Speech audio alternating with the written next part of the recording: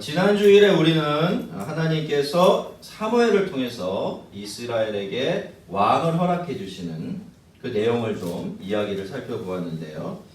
여러분, 원래 왕을 세우는 이야기, 그것도 한 나라의 첫 번째 왕을 세우는 이야기는 어떤 이야기가 돼야 될까요? 막 경사해야 되겠죠. 진짜 막 기뻐야 되는데 유독 이스라엘의 경우에는 그렇지가 못했습니다. 왜냐하면 그걸 허락하시는 하나님도 그렇고 그 왕을 세워주어야만 하는 역할을 맡은 사무엘도 그렇고 이스라엘에 왕이 생기는 것을 전혀 기뻐하지 않았기 때문입니다. 그런데 여러분, 성경을 보면요, 사실 하나님께 이스라엘 백성들에게 왕을 주실 계획이 아주 없으셨던 것이 아니었어요. 그리고 그 일 자체를 부정적으로 생각하고 계시지도 않으셨습니다. 창세기 17장 5절 이하에서는 아브라함에게 그렇게 말씀하셨고, 그리고 창세기 35장 11절 이하에서는 야곱에게 그렇게 말씀하셨어요. 너를 통해서 많은 왕들이 이 세상에 태어나게 될 거다라고 말이죠. 그리고 무엇보다도 신명기 17장 14절부터 20절까지 내용을 보면요, 거기에는 하나님께서 왕들이 자기가 왕이 되면 지켜야 될 율법들을 여러 가지로 기록을 해 놓으신 것을 볼 수가 있어요. 자, 이런 모든 것들을 종합을 해보면 하나님께서는 이미 오래전에 이스라엘 백성들에게 언젠가는 왕을 주겠다라는 계획을 세워 놓으셨던 것이지요. 그렇다면 왜 하나님은 그날 이스라엘 백성들이 왕을 달라고 했을 때 그 일을 그렇게 싫어하셨던 것일까요? 그것은 다른 이유 때문이 아니라 그들이 왕을 달라고 한 이유가 그들에게 정말로 인간 왕이 필요했기 때문이 아니라 자기들을 하나님이 왕이 되어서 다스리는 그 일을 싫어했기 때문에, 그래서 왕을 달라고 요구했다는 것을 하나님께서 아셨기 때문에 그러신 것입니다. 그러니까 하나님은요, 기다리고 계셨던 거예요. 이 이스라엘 백성들이 하나님께서 인간 왕을 세워주셔도 그 왕 때문에 하나님을 섬기는데 실패하는 상태가 아니라 그 왕이 있어도 여전히 진짜 왕으로는 하나님을 섬길 줄 아는 영적인 신앙적인 실력을 갖출 때까지 기다리고 계셨던 것이죠. 얼추 그런 준비가 되면 왕을 주시려고 말입니다. 그런데 이스라엘 백성들은 전혀 그럴 준비가 되지 않은 상태에서 반쯤은 욕심 때문에, 반쯤은 교만과 탐욕 때문에 자기들에게 왕을 세워달라고 하나님께 때를 썼던 것입니다. 성도 여러분, 우리가 같은 것을 받아도요, 주실 때까지 기다리는 것하고 억지로 때를 써서 준비도 안 됐는데 받아내려는 것하고 전혀 다른 것입니다. 천지 차이가 있어요. 또 같은 것을 원한다고 해도요, 이유나 동기가 선하지 않다면 그것은 절대로 우리가 하나님께 드리는 좋은 소원이 될 수가 없는 거죠. 하나님의 백성들은요, 늘 이것을 잊으면 안 되는 것입니다. 성도들은 하나님께서 주실 때까지 기다릴 줄도 알아야 되고요, 또 하나님께 뭘 달라고 할 때도 자기 마음의 동기까지 잘 살펴볼 줄 아는 그런 성숙함이 요구되는 것이죠. 그래야만 하나님은 주시고 우리는 그 하나님께서 주시는 것을 받는 이 좋은 일이 하나님과 우리 사이에 있는 은혜롭고 깊은 교통과 교제가 될 수 있습니다.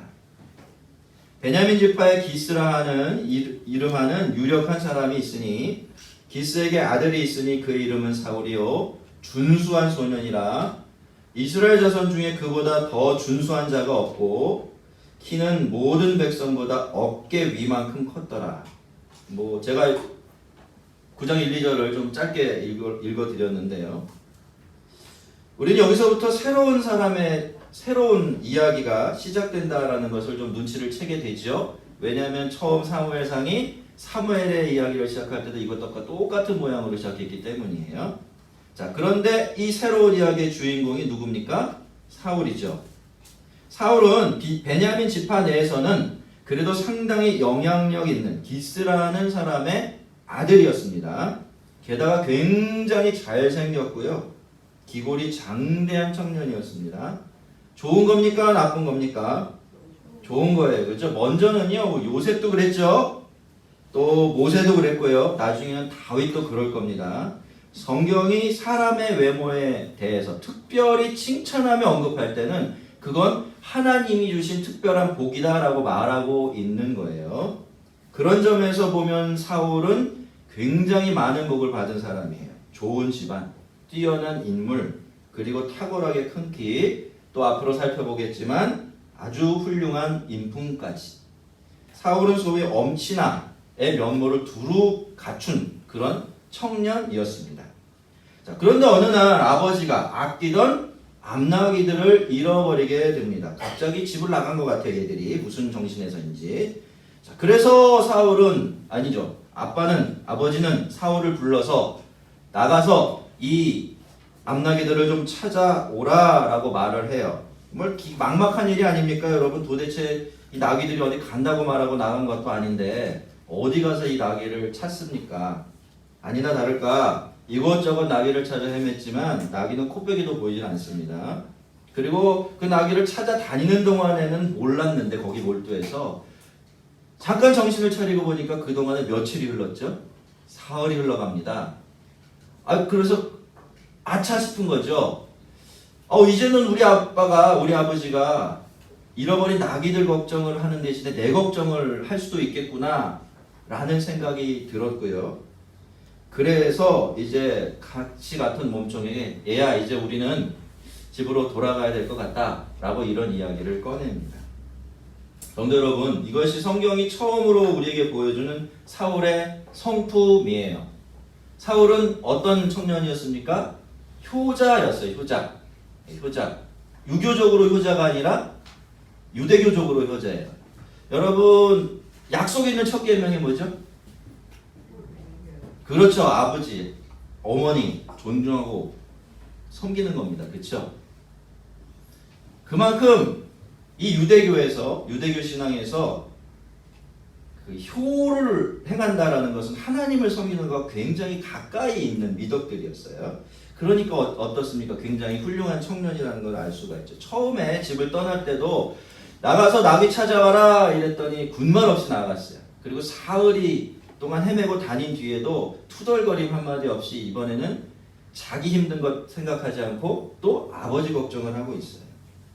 여러분, 이게 아버지의 말을 귓등으로도 듣지 않고 계속해서 더 큰 죄만 지었던 엘리의 아들들하고는 굉장히 대조적인 모습을 보이고 있는 거죠.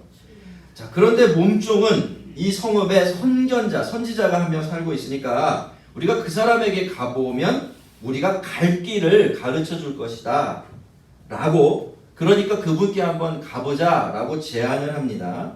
그래서 몸종이 가지고 있던 은 4분의 1 세겔, 별것 안 되는 돈이지만 그것밖에 없었으니까 그것을 담내로 주기로 하고 그 선지자에게 가기로 합니다. 여러분, 그 당시에는요, 자신의 삶이 어떤 난관에 부딪히면 그거를 해결하기 위해서 사람들이 선지자를 찾아가곤 했대요. 근데 그러면서 빈손으로 가는 법이 없었답니다. 가진 것 적은 것이라도 반드시 그 선지자에게 주는 그런 풍습이 있었다는 거죠. 이거 뭐 사례를 받고 종교적인 거래를 했다, 돈 받고 점쳐 줬다 이런 얘기가 아니에요. 원래 이스라엘이라는 공동체 자체가 살아가는 방식이 그랬던 거예요. 줄 수 있는 것을 서로 나누면서 함께 살아가는 것이 이스라엘 백성들이었던 거죠. 그러니까 일반 백성들은 선지자의 삶에 필요한 것을 공급하고, 그죠? 선지자로부터 자기 인생에 필요한 하나님의 뜻을 듣게 되는 이런 일들이 이스라엘 백성들에게 아름답게 이루어지고 있었던 것입니다. 아무튼 우리는 이 왕이 될 이 사람이 선지자를 찾아가고 있는 이 그림을 좀 잘 염두에 둘 필요가 있습니다. 왕이라고 해서 여러분 다 자기가 갈 길을 알지 못하죠? 사람의 길은 누가? 하나님만이 알고 계십니다. 그래서 아무리 왕이라고 해도 끊임없이 하나님께 물어야 합니다. 묻고 대답을 들어야 하고 그 다음에 갈 길을 가야 합니다. 처음에 사울은요, 그럴 줄 아는 사람이었어요. 그는 이미 자기 생각이 있었지만 몸종의 말이라고 무시하지 않고서 갈 길을 물으러 하나님의 사람을 찾으러 가고 있었습니다. 여러분, 우리도 그래야 됩니다. 우선 다른 사람들의 말에 귀를 기울일 줄 알아야 되고 또 하나님께 갈 길을 물어야 돼요. 말씀 속에서 믿음으로 내가 어떤 길로 가야 될지 묻고 찾을 수 있는 사람으로 살아가야 합니다. 안 그러면요 계속 방황하게 됩니다. 헤매게 돼요. 열심히 어떤 길을 간 뒤에 딱 돌아보면 그 길이 아닌 것 같은 일을 반복적으로 경험할 수밖에 없는 겁니다. 자, 그렇게 라마로 올라가던 두 사람은 마침내 성 바깥에 있는 우물로 물을 기르러 오는 여인들을 만나게 되는데요. 그리고는 선지자가 여기 있느냐? 라고 묻습니다.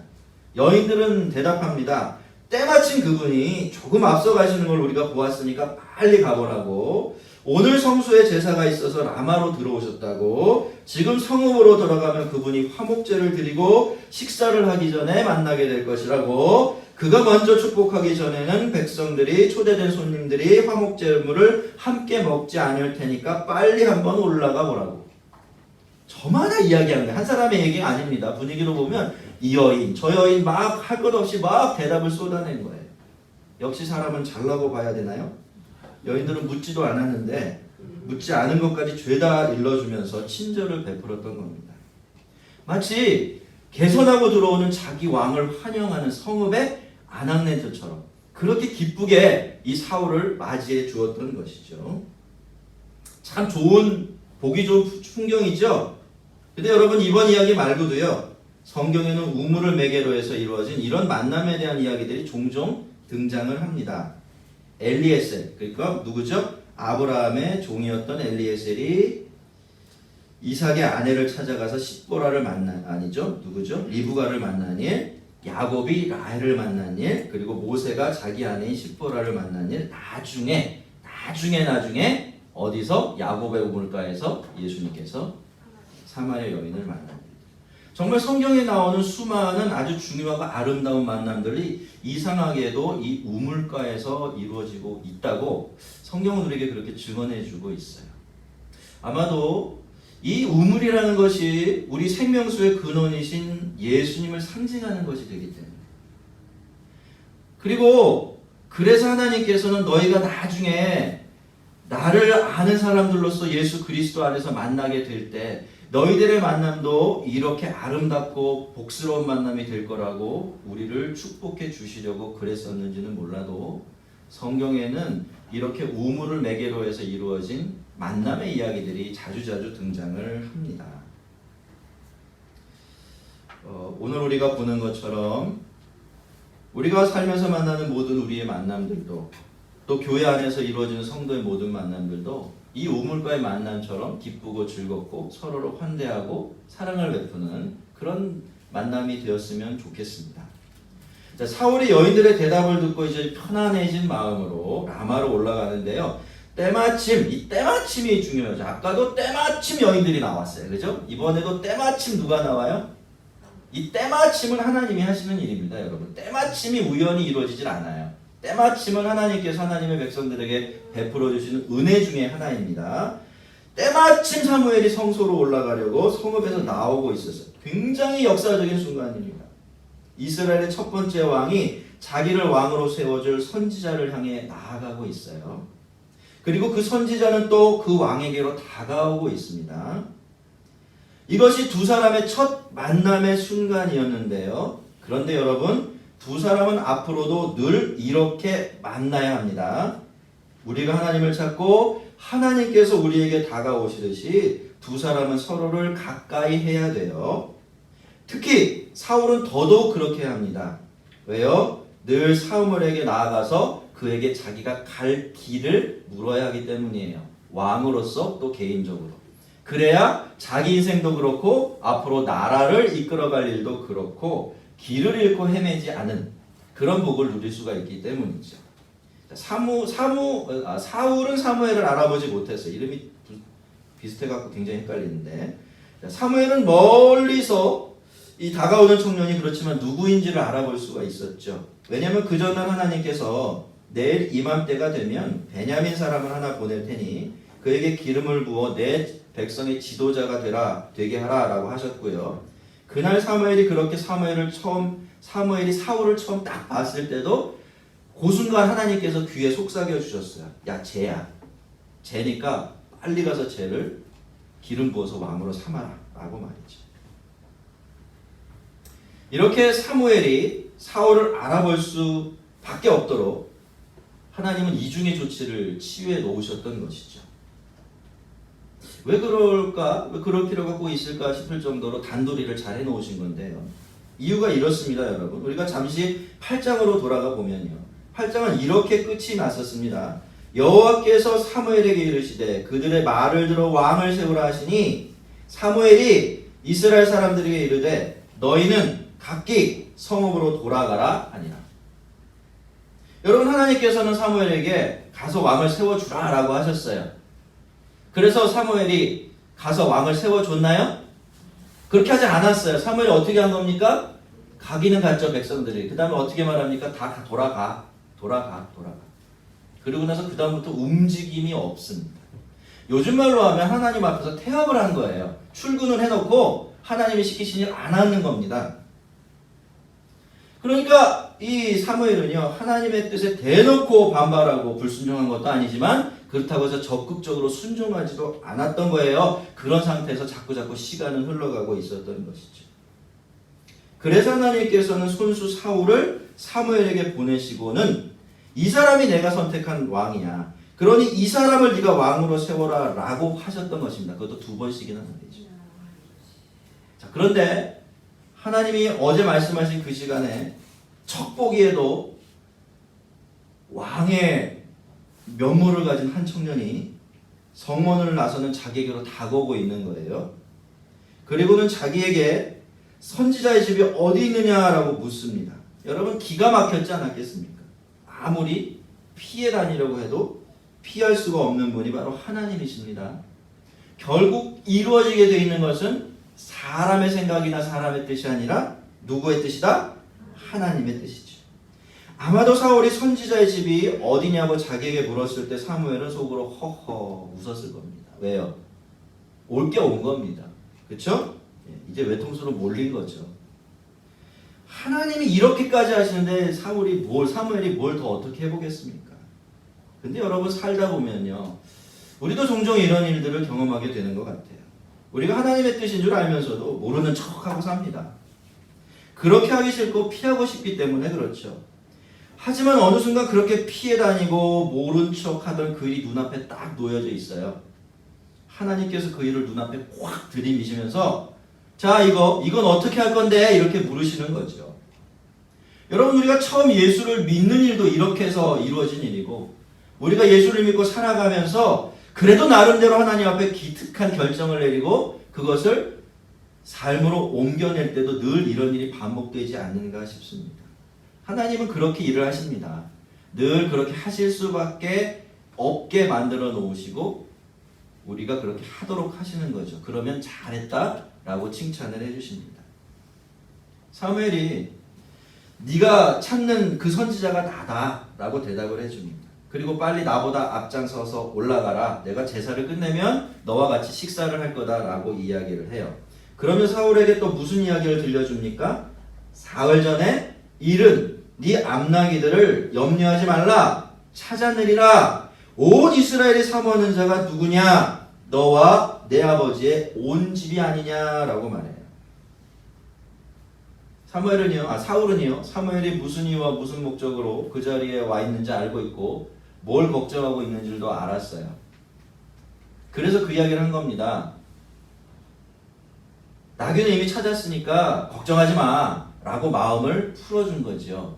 그러나 곧이어 말한 겁니다. 야, 지금 있잖아. 네가 잃어버린 나귀나 찾아낼 때가 아니지 않냐. 더 중요한 일이 있다. 그 일로 네가 왕이 되는 거야 라고 이야기를 했던 거죠. 어떻습니까, 여러분?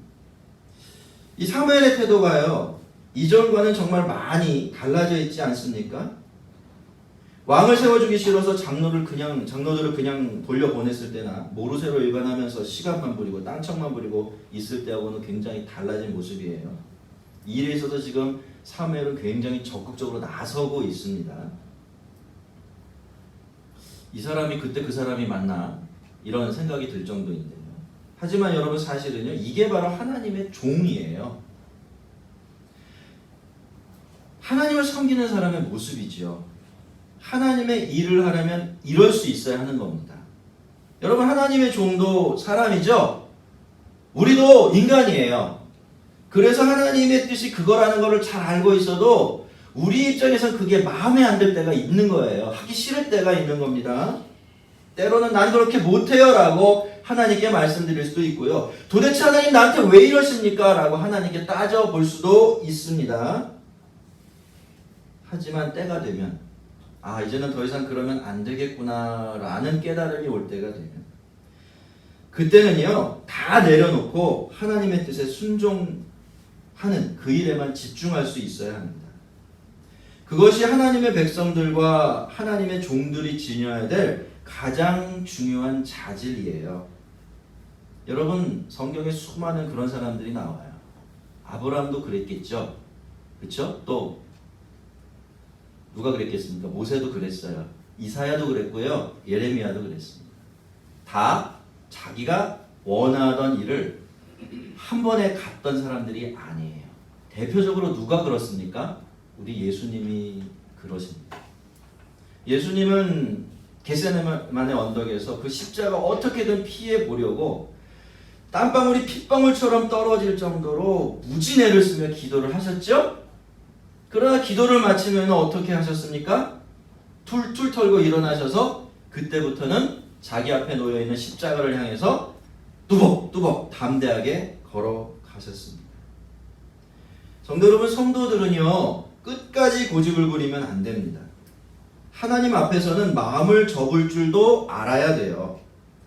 아무리 작아 보이는 일이라고 해도, 아무리 별것 아닌 일처럼 여겨진다고 해도 하나님이 그걸 원하시고 그걸 더 기뻐하신다는 것을 안다면 자꾸 미루지만 말고 기꺼이 자기 마음 바꿀 줄 알아야 됩니다. 안 그러면 어떻게 되죠? 내 마음만 불편해져요. 마음만 불편해지고 끝나면 좋을 텐데 거기서 끝나는 법이 없죠. 여러분, 우리가 하나님 앞에서 하나님을 대하는 마음이 불편해지면요, 이 마음을 통해 부어지는 은혜도 우리에게 들어오질 못해요. 그게 진짜 큰 문제가 되는 겁니다. 그러니까 여러분, 성도는 하나님 앞에서 고집을 부리면 된다, 안 된다? 안 된다. 작은 일도 그렇게 하면 안 되는 겁니다. 누구를 위해서? 나를 위해서가 아니라 하나님을 위해서예요. 말씀을 드렸지만 여러분, 우리가 하나님의 고집을 꺾을 수가 없어요. 한번 우리를 통해 하나님이 이루시겠다라고 작정하는 일은, 하신 일은 반드시 이루어내시죠. 그렇기 때문에 우리는 그 사실을 안다면, 우리가 하나님을 이겨먹을 수 없다는 사실을 알고 있다면 빨리, 하루라도 빨리 결단을 내리고 하나님 쪽으로 붙는 것이 우리에게 유익합니다. 자, 사울은 사무엘의 이야기가 무슨 이야기인지 알아들었어요. 그렇죠? 하지만 나는 이스라엘 지파의 가장 작은 지파 베냐민 사람이 아니니까, 또 나의 가족은 베냐민 지파 모든 가족 중에서 가장 미약하지 아니하나이까, 당신이 어찌하여 내게 이같이 말씀하시나이까 라고 하면서 정색을 하고 손사래를 쳤어요. 여러분, 사울은요, 자기 지파의 부끄러운 역사를 잘 알고 있었어요. 그래서 이런 이야기를 했던 건데요. 사사기 19장 이하를 보면요, 한 레위인의 첩이 기브아 사람들, 그러니까 베냐민 지파에 속한 몇몇 사람들에게 봉변을 당하고 목숨을 잃는 너무나 잔인하고 부도덕한 사건이 기록이 되어 있습니다. 그래서 그 후에 그 사건을 해결하려고 이스라엘의 모든 지파들이 다 소집이 되었고요. 본격적으로 베냐민 지파를 벌 주기 전에 타협안을 제시해요. 그게 뭐냐면 그 잘못을 저지른 그 당사자들만 우리에게 보내주면 없던 일로 해주겠다라고 해요. 그런데 이 베냐민 지파가 어떻게 하죠? 거절해요. 그리고 나서 이 모든 지파를 상대로 싸우려고 나옵니다. 그래서 어쩔 수 없이 나머지 지파들이 베냐민 지파를 공격하게 되었고, 그 통해 전쟁이 진 줄 알고 림몬바위라는 곳으로 도망친 한 600명 정도의 지파 남자들을 제외한 모든 사람들이, 여자, 어린아이 할 것 없이 전부 다 거의 전멸 지경에 이르게 돼요. 무슨 일이 벌어진 겁니까? 이제 시간 문제예요. 베냐민 지파가 이 땅에서 사라지는 것은. 이제 이스라엘은 12지파가 아니라 몇 지파? 11지파가 되게 생긴 겁니다. 막을 수가 없는 일이 되온 거예요. 게다가 이스라엘 다른 지파들이 이제 앞으로는 절대로 우리는 베냐민 지파들에게는 절대로 우리 딸들을 주지 않을 거야 라고 하나님 앞에서 맹세까지 해 놓았던 터라. 이건 뭐 뒤로 바꿀 수 없는 불가역적인 사건이 되어버린 것이죠. 그렇지만 어떻습니까? 나머지 지파들의 입장에서는 자기들이 12지파로 벌이 난다고 성경이 표현하는데, 그죠? 그렇게 부족한 상태에 하나님의 백성이 되는 것을 그냥 내버려 둘 수가 없었겠죠? 그래서 한 성에서 다 죽이지 않고 남겨두었던 여인들을 그 베냐민 지파 남자들에게 아내로 주지만 모자랐어요. 그래서 또 어떻게 하냐면 해마다 명절이 되면 성 밖으로 춤을 추러 나오는 실로의 여인들 중에서 너희들이 마음대로 데려다가 부족한 숫자를 채워라 라고 이렇게 이야기를 했고요. 그래서 겨우겨우 너무나 부끄럽게 명맥을 유지할 수 있었던 것이 베냐민 지파였어요. 그러니까 베냐민 지파라는 말은 그 당시에 치욕적인 언어일 수밖에 없었던 거예요. 왜냐하면 그 일이 이루어진 지가 그렇게 오래되지 않고 모든 사람들 속에 기억에 남아 있었거든요. 그래서 사울은 그렇게 이야기했던 거예요. 내 지파가 이렇게 적고 형편없는데 내가 어떻게 이 이스라엘의 왕이 될 수 있게, 그런 일은 있을 수가 없다, 상상할 수도 없다 라고 이야기했던 거죠. 자, 어떻습니까 여러분? 그래도 2000년이 참 괜찮지 않습니까? 그렇죠 여러분? 사람은 이래야 돼요. 사람은요 좀 염치가 있어야 됩니다. 특별히 지도자가 되려는 사람이라면 더더욱 그래야 되는 거죠. 지도자가 되려면요 무엇보다도 자기 자신을 볼 줄 알아야 합니다. 내가 그 자리에 앉아도 될 사람인지 아닌지를 판단할 수 있어야 돼요. 만약에 그런 분별력도 없고 양심도 없고 염치도 없는 사람이 그 자리에 앉게 되면 그것은 그 자리에 앉는 자기 자신에게는 엄청나게 부끄러운 일이 될 뿐만이 아니라 그 나라나 그 공동체에 엄청난 재앙이 되고 말아요. 여러분, 누구나 권좌에 앉으면 변하게 되어 있습니다. 되게 좋지 않게 변하게 되어 있죠. 그 자리는 원래 그런 자리인 것입니다. 그러니 여러분, 애저녁에 염치도 없고 양심도 없고 자기를 볼 줄 아는 분별력도 없는 사람이 그 높은 자리에 앉게 되면 그 다음에 어떻게 될지는 불을 보듯 뻔한 일입니다. 이런 일을 보게 되면 우리는 열심히 우리를 불쌍히 여겨달라고 기도할 수밖에 없는 거예요. 자, 하지만 사울을 왕으로 택하신 분이 누구셨습니까?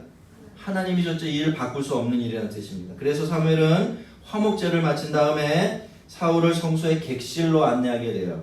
이미 그 안에는 30명쯤 되는 손님들이 와 있었는데요. 여러분, 특별히 이스라엘 백성들께 골라서 초대한 30명이에요. 그죠? 그러니 어떻습니까? 나름대로는 꽤 영향력 있는 내노라 하는 그런 인물들이었겠죠? 그런데 여러분, 사무엘이 어떻게 합니까? 아무 말도 하지 않고 식탁에 상석을 사울에게 내줍니다. 손님들은 궁금했을 거예요. 사울에게 시선이 집중될 수밖에 없었겠지요. 도대체 이게 무슨 일인가 싶었을 겁니다. 근데 사실 여러분, 사무엘은 일부러 그렇게 한 겁니다. 보라는 거예요. 너희들이 이 청년이 누구인지 모르겠지만 앞으로 아주 중요한 인물이 될 사람이니까 지금 봐둬라 라고 미리 예고편을 보여주었던 것이죠. 그런데 이 일 때문에 사울 자신도 당황하고 조금 어색했겠지만요. 사실 사울은 앞으로 왕이 되어서도 이날을 잊으면 안 됩니다. 이 자리의 황송함과 어색함을 늘 기억하면서 살아야 돼요. 여러분, 사울은 자기가 왕이 될 깜냥이 전혀 아니라고 생각을 했습니다. 그럴 자격이 전혀 없다라고 생각을 했죠. 그런데 하나님께서는 그런 그에게 어떤 자리? 상석, 제일 높은 자리를 내어주신 것입니다. 여러분, 앞으로 사울은요 나라에서 제일 높은 자리에 앉게 될 겁니다. 하지만 사울이 왕이 되는 것은 그의 말처럼 그의 자격이나 공로 때문이 아닙니다. 그저 하나님께서 그를 택하시고 그를 그 자리에 앉혀주시는 것이죠. 그 자리는 그렇게 자격 없는 자에게 하나님께서 주신 은혜의 선물인 것입니다. 사울이 그날 자기가 앉았던 그 상석의 그 깊은 의미를 잊지 않는다면 사울은 탈선하지 않을 겁니다. 하나님과 사람 모두에게 사랑받고 높임받는 그런 왕이 될 거예요. 그런데 그건 우리도 마찬가지입니다, 여러분. 은혜가 은혜라는 것을 잊지 않는 사람이 아름답습니다. 그런 사람이 사랑스러워요. 상석은 그런 사람들에게만 어울리는 자리이죠. 여러분, 하나님이 그리고 때로는 사람들이 나를 높여준다고 해서 옳다구나, 얼씨구나 높아지면 안 됩니다. 그 자리에 익숙해지면 안 돼요. 그 높은 자리를 늘 어색해 할 줄 아는 사람이 자기 자신을 지키고 자기 주변을 지키게 됩니다. 오늘은 우리가 사무엘과 사울이 처음으로 만나는 장면들을 하나하나 좀 살펴보았는데요. 여러분, 이 만남 절대로 우연이 아닙니다. 이 만남은 하나님께서 하나님의 뜻과 계획을 이루어 가시는 과정에서 일어난 아주 특별한 사건이었어요. 그런데 그렇다면 우리의 인생도 그렇겠죠. 그리고 우리가 살면서 경험하게 되는 모든 일들도 다 마찬가지일 겁니다. 여러분, 우리의 인생은요, 크게 보면 하나님께서 하나님의 뜻과 계획을 이루어 가시는 과정입니다. 그게 특별하든 아니면 너무나 평범하든 그런 점에 있어서는 차이가 없어요. 그래서 우리가 살면서 겪게 되는 모든 일들은 저마다 다 의미가 있고 가치가 있는 그런 일이 되는 겁니다. 비록 우리가 그 당시에는 그 의미와 가치를 제대로 다 알 수 없는 것이 사실이지만요. 그래서 하나님 안에서 살아가는 우리의 인생에 특별하지 않고 의미 없는 일은 단 하나도 있을 수가 없는 겁니다. 오늘 두 사람의 만남이 우리가 살펴보았듯이 이렇게 순적하고 복스러울 수 있었던 이유는 두 사람이 하나님의 섭리 속에서 자기 자리를 잘 지키며 자기의 역할을 잘 감당해냈기 때문이에요. 여러분, 잃어버린 나귀가 두 사람의 만남을 주선했습니다. 우리가 그걸 믿기가 참 어렵기는 하지만요, 이렇게 하나님 안에 있는 사람에게 우연이란 없는 겁니다. 무의미하고 무가치한 일도 없어요. 그래서 우리는 우리의 인생에 작아 보이는 일에도 최선을 다해 겸손하고 선하게 반응하는 연습을 하면서 살아야 돼요. 그것이 믿음으로 하나님의 선하신 뜻 안에서 하나님을 섬기며 자기 인생을 진실로 아끼는 방법이기 때문입니다. 오늘 두 사람의 만남과 같이 하나님께서 드리워 주시는 날실에 우리가 끼워 넣는 시실이 더해져서 우리의 인생과 삶의 모든 이야기들이 하나님이 만들어 가시는 복스럽고 아름다운 작품으로 짜여져 가게 되기를 주의 이름으로 축원합니다. 우리 같이 한번 기도하겠습니다.